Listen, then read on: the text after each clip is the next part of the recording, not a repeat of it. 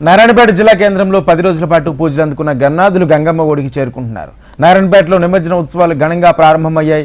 నారాయణపేటలో జరిగే ఉత్సవాలను తిలకించడానికి రాష్ట్రం నుంచే కాక కర్ణాటక, మహారాష్ట్ర నుంచి కూడా వేలాది మంది భక్తులు వచ్చారు. వినాయకుడు నిమజ్జన యాత్రలో ఇతిహాసాలతో అలంకరించారు.